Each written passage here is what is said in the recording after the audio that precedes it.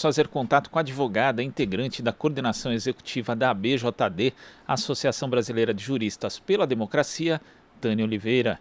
Bom dia, Tânia. Bom dia a todos os ouvintes da Rádio Brasil Atual. É um prazer estar aqui novamente. Obrigada pelo convite. Prazer é nosso do Jornal Brasil Atual recebê-la aqui, Tânia. Jornal Brasil Atual que também tem transmissão pela TVT. Ontem, os procuradores da República, Emanuel Ferreira e Camões Boaventura, do Ministério Público Federal do Rio Grande do Norte, ajuizaram uma ação civil pública contra a União pelos danos causados pela Operação Lava Jato. Vou até ler um trechinho aqui, Tânia, dessa ação, que diz o seguinte: a presente ação busca a reparação aos danos morais coletivos causados aos cidadãos brasileiros pela força-tarefa da Lava Jato em Curitiba e especialmente pelo então juiz federal Sérgio Moro, em face da ofensa reiterada e sistemática por eles praticados contra o regime democrático, ao atuar em ofensa do devido processo legal e de modo inquisitivo no âmbito da denominada Operação Lava Jato. Qual o significado e a importância dessa ação, Tânia? Bom, vamos lá. Em primeiro lugar, eu acho que é importante a gente pontuar o que é uma ação civil pública. Uma ação civil pública é uma ação que faz a proteção e pede, em geral, o ressarcimento por danos causados de ordem, seja material, seja moral, a um coletivo indeterminado. Aquilo que em direito a gente chama de direitos difusos ou direitos coletivos. Significa que não tem necessariamente um número determinado de pessoas que estejam pleiteando esse direito, que sejam atingidos pelos danos causados pelas ações que se busca reparar. Então, isso é ação civil pública. A ação civil pública pode ser proposta por um número determinado, não são todas as pessoas que podem propor uma ação civil pública, particulares não podem, por exemplo. Existe um número X de atores que podem ajuizar uma ação civil pública, né? O Ministério Público é um desses atores que pode ajuizar uma ação civil pública. Em regra, a gente associa a ação civil pública a danos materialmente determinados, né? Por exemplo, uma questão ambiental que atinja determinado número, ou mesmo que indeterminado, mas uma coletividade determinada de uma cidade, por exemplo, de um local específico, né? Isso é um exemplo. No caso presente, o dano causado, ele é indeterminado do coletivo da sociedade brasileira. Então, a primeira coisa que a gente precisa entender é que a legitimidade do Ministério Público para propor uma ação civil pública, ela está dada, portanto, os procuradores têm toda a legitimidade para entrar com a ação, e ela tem objeto. Quer dizer, eles narram na peça jurídica uma série de lesões à sociedade brasileira que foram causadas pela ação da operação chamada Operação Lava Jato. Então, o que exige da União, no caso, do Estado, né? O Estado, nesse caso, a União, uma reparação, um dever que a gente chama, a obrigação de fazer, né? Para usar o termo correto jurídico, uma obrigação de fazer da União para com a sociedade, do Estado, União para com a sociedade. Então, essa ação ela tem um conteúdo jurídico absolutamente negativo e muito, muito relevante, porque faz uma discussão de que é carente, inclusive, na sociedade, que são as lesões causadas por ações que utilizam o sistema de justiça de forma deturpada e desviada com objetivos e intuitos meramente políticos. E eles fazem toda a narrativa daquilo que nós já sabemos de o que foi, na verdade, a Operação Lava Jato, quais foram as suas intenções e como ela atuou passo a passo, né? Cita diversos momentos da vida pública que todos têm conhecimento de interferência direta da Operação Lava Jato na vida pública do país, no que eles chamam, inclusive, de atuação corrosiva da política nacional. Então, é uma ação absolutamente relevante e que tem, diferente do que andam dizendo por aí, tem fundamento jurídico total, tem legitimidade e tem objeto, né? E precisa ser levada a sério pela justiça, né? Pelo Poder Judiciário do nosso país. E o pedido deles também é muito interessante, a gente pode falar isso numa outra pergunta. Tânia, muito importante essa sua explicação, até porque nós sabemos que a Operação Lava Jato acabou resultando em danos materiais, né? Existe inclusive um estudo feito pelo Diese mostrando ali que o Brasil teve perdas aproximadas de 85 bilhões só em arrecadação de tributos, o que teria custado também 4 milhões e 400 mil empregos, mas no caso dessa ação se fala de danos morais coletivos justamente por conta do ataque ao regime democrático, né? A ação aponta inclusive para 2 fatos, listando ali diversos itens. Um, influências de decisões judiciais nas eleições, e outro, o reiterado sistemático comprometimento da imparcialidade judicial, algo que inclusive já foi reconhecido pelo próprio Supremo Tribunal Federal quando ali acatou a suspeição do ex-juiz Sérgio Moro. E às vezes a gente fica até pensando, né, poxa, mas qual o tamanho, né, do custo de como compensar um dano a um regime democrático, e essa ação civil pública tem justamente esse condão, no caso, de trazer essa discussão à tona, Tânia? Exatamente, exatamente. É bom deixar claro que uma coisa não inviabiliza a outra. Nós, da Associação Brasileira de Juristas pela Democracia, inclusive, temos um grupo de estudo que pesquisa para ter um conteúdo técnico mais elaborado e mais acabado os prejuízos causados pela Operação Lava Jato, com o intuito de lá na frente fazer também esse questionamento das lesões à sociedade. Então, assim, não está descartada em hipótese alguma ações que questionem o conteúdo lesivo da Operação Lava Jato para outros pontos, né, da sociedade, outras questões que tenham afetado a sociedade. Você já levantou aqui, né? A Operação Lava Jato destruiu empresas nacionais, causou o desemprego de milhares de pessoas. Isso tudo já tem levantamento feito aí por institutos de pesquisa de grande relevância para o país, e isso precisa ser trazido à luz, né? Inclusive obrigando o Poder Judiciário a investigar e a cobrar devidas responsabilidades.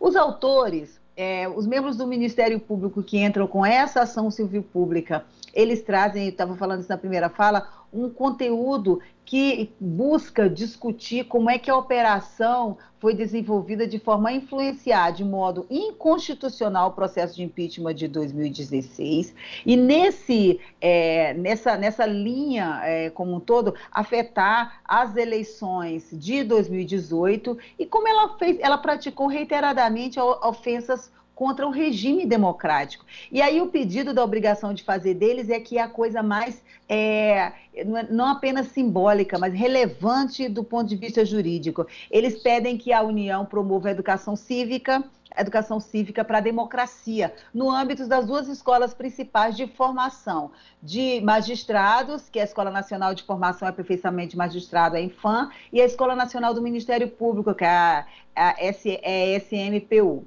E eles pedem para que esses cursos de formação tenham o condão de prevenir que esses agentes do sistema de justiça atuem em prol de novos processos, de novos retrocessos constitucionais. Ao fim e ao cabo, significa dizer, é preciso fazer formação para que os membros do sistema de justiça defendam o próprio sistema de justiça, defendam a Constituição Federal, defendam o devido processo legal constitucional. Ou seja, deixem de praticar procedimentos, deixem de agir à margem da própria Constituição e, ao oposto, passem a defender o que é o devido processo, né? Ou seja, para que novas lava-jatos não aconteçam, ou para que lava-jatos não deixem de acontecer, porque a gente sabe que essas operações, elas continuam acontecendo, com menos luz, né? Com menos evidência, porque não existem atores políticos de grande envergadura sendo afetados por elas, mas você tem o tempo todo diversos membros do sistema político sendo afetados por operações dos municípios, nos estados. É uma prática, infelizmente, cotidiana no nosso país, né? Então, muito interessante e muito relevante do ponto de vista jurídico e institucional o pedido que eles fazem de educação cívica para a democracia. Então, é preciso levar a sério essa ação e é preciso que ela seja levada a cabo no sentido de análise para pautar o debate jurídico político no nosso país.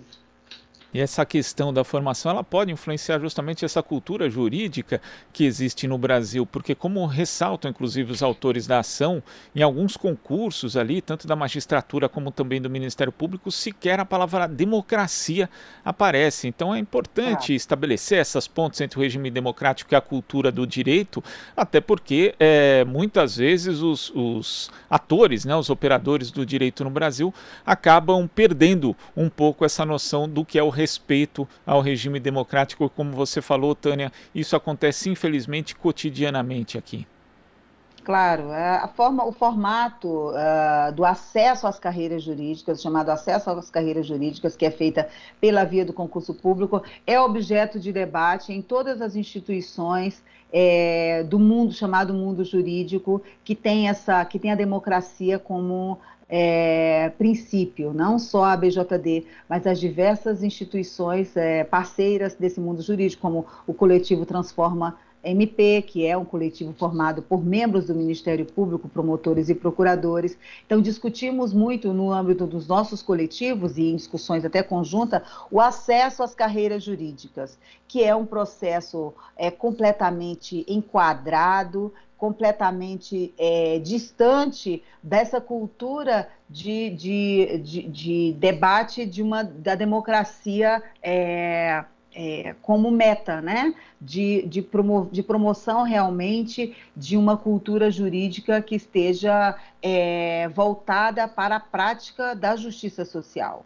Então, e a mesma coisa pode ser dita, enfim, dos cursos jurídicos no Brasil, em larga maioria, a mesma coisa pode ser dita dos encontros técnicos, científicos e culturais periódicos com os membros do sistema de justiça. É uma justiça completamente alheia, é uma cultura completamente alheia à justiça social e aos direitos da maioria da sociedade, né? Desde os seus primórdios, o mundo jurídico, o curso de direito é para poucos e com uma visão completamente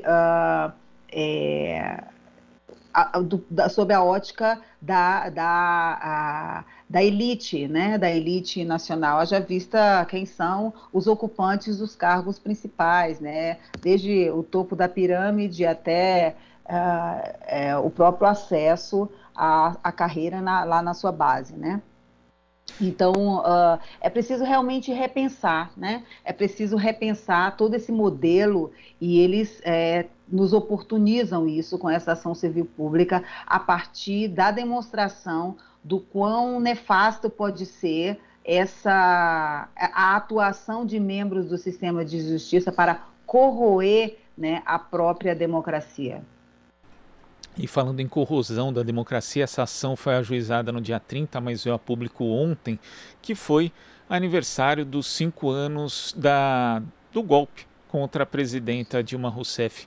E ali na ação tem um trecho, inclusive, Tânia, destacado pelos autores de uma obra do Rafael Maffei, que ele fala sobre o contraste com a demora, por exemplo, na divulgação do áudio do Romero Jucá, que só veio a público quando a presidenta já havia sido destituída do seu cargo, em relação ao áudio, né, que gravou a conversa entre ela e o ex-presidente Lula, ali na ocasião em que o ex-presidente seria nomeado ministro, teria inclusive condições, como a gente sabe pelas características do ex-presidente e daquele momento de agregar ali politicamente ao governo. Isso acabou não acontecendo por conta da gravação, não só por conta da gravação, mas por uma interpretação bastante elástica do ministro Gilmar Mendes à época.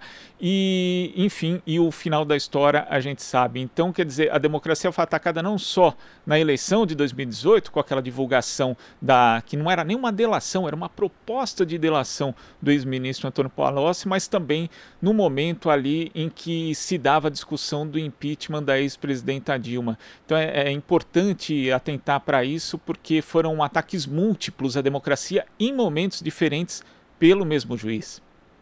Foram ataques múltiplos à democracia, foi tudo muito pensado, engendrado e eu diria, numa cronologia muito determinante. Veja, todas as vezes, a Lava Jato, ela praticou diversas ilegalidades, inúmeras ilegalidades, né, que já sabemos todos, aí já é objeto de vários livros, artigos, enfim, produção. Agora, sempre que me perguntam qual é talvez o ponto mais, o ápice das ilegalidades da Operação Lava Jato, apesar da prisão do ex-presidente Lula, da condução coercitiva, eu gosto de citar a questão dos áudios envolvendo a presidenta Dilma Rousseff, né, e o ex-presidente Lula. Isso, em primeiro lugar, porque aquele momento ainda era um momento de contenção, em que era possível, efetivamente, conter os arroubos da Operação Lava Jato, se o Supremo Tribunal Federal tivesse agido, né? É preciso a gente lembrar que a defesa do ex-presidente Lula acionou o Supremo Tribunal Federal e o então ministro Teori Zavascki declarou a ilegalidade daquele procedimento e daqueles áudios, mas que não tomou nenhuma ação efetiva contra a Operação Lava Jato ou para que Sérgio Moro fosse responsabilizado por aquelas ilegalidades. E veja bem, são aquelas ilegalidades, não é uma ilegalidade apenas, porque aqueles áudios, as pessoas, costuma se apontar com efetiva razão o fato de uma presidenta da República estar envolvida em uma quebra de sigilo, né? Na verdade, ali são 3 ilegalidades e não apenas uma. Eu sempre cito isso porque eu acho realmente relevante a gente pontuar. Em primeiro lugar, não havia mais autorização para grampo de ninguém, nem mesmo de ninguém conversando com o ex-presidente Lula, porque o horário, ele era investigado, portanto, o juiz tinha sim poder de autorizar grampo no seu telefone, mas o horário já havia encerrado.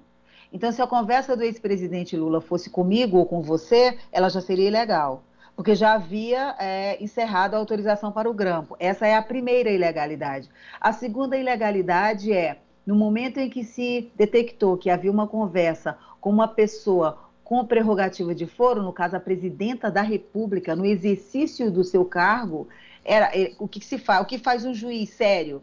Para tudo e remete ao Supremo Tribunal Federal.